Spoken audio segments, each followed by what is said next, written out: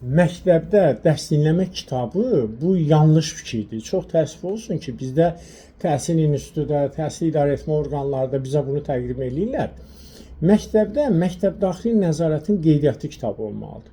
Və bu kitabda vəzifələri üzrə məktəbdaxili nəzarətin qeydiyyatını kimlər apara bilər? Yəni təbii ki, bu qeydiyyat kitabına direktor və tədris işləri üzrə direktor müavini, təsərrüfat işləri üzrə direktor müavini, sinifdən xaric və məktəbdən kənar işlər üzrə təşkilatçı müavin qeydiyyat apara bilər. Məktəbin vahid məktəbdaxili nəzarət kitabı olmalıdır.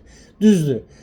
Deyək ki, tədris işləri üzrə direktor müavinin özünün bir qaralama kitabı olur ki, orada qeydlər aparır ki, lazım olduqca deyək ki, artıq hazır olduqda hesabat vahid kitaba köçürür və yaxud da ki, sinifdən xaric və məktəbdən kənar işlər üzrə təşkilatçıda və yaxud da təsərrüfat işləri üzrə direktor müavində.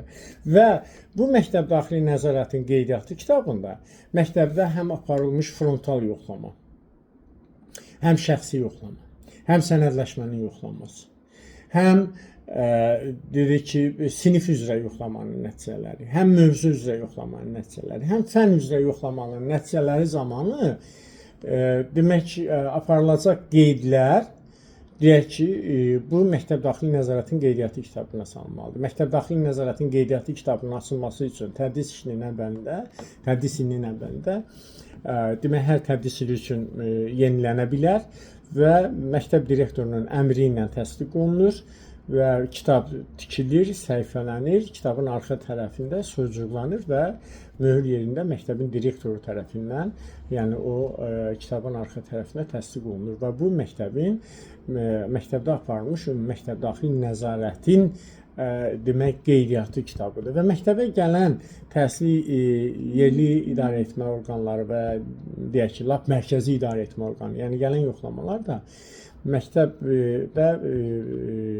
məktəbin fəaliyyətinin qanunvericiliyə uyğun olaraq yoxlanması məqsədi ilə ilk növbədə demək tələb etdikləri kitab təbii ki, məktəbdaxili nəzarətin qeydiyyatı kitabı olmalıdır. Amma çox təəssüf olsun ki, bizdə gələndə yoxlamada nə istəyirlər bizdə? Məktəbin fəaliyyət planı, gətir laborantın fəaliyyət planı, nə bilim, filan kəsin fəaliyyət planı, filan opsiya, amma bizdə dediyimiz kimi ilk məktəbin bütün fəaliyyəti, məktəbin qanunvericiliyə uyğun olaraq fəaliyyət göstərilməsinin qeydiyyatı məktəbdaxili nəzarətin qeydiyyatı kitabı olmalıdır və hər bir məktəbdə məktəbdaxili nəzarətin qeydiyyatı kitabı olmalıdır.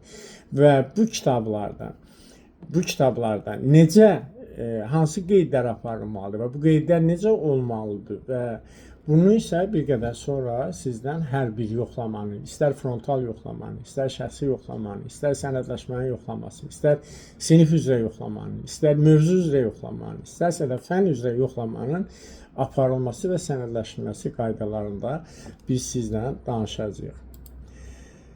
Dəyərli həmkarlar, hal-hazırda işləyən direktor müavinləri, siz də bizim praktik dərslərə qoşulmaq istəyirsinizsə 050 672 5911 nömrəsinə yazın. 1 aprel qruplarına hal-hazırda qeydiyyat gedir və hal-hazırda bizim danışdığımız da məhz hal-hazırda işləyən direktor müavinləri üçün olan praktik dərslərdən gedir. Təşəkkür edirəm. Videonu məktəb direktor müavinlərinə göndərməyi unutmayın.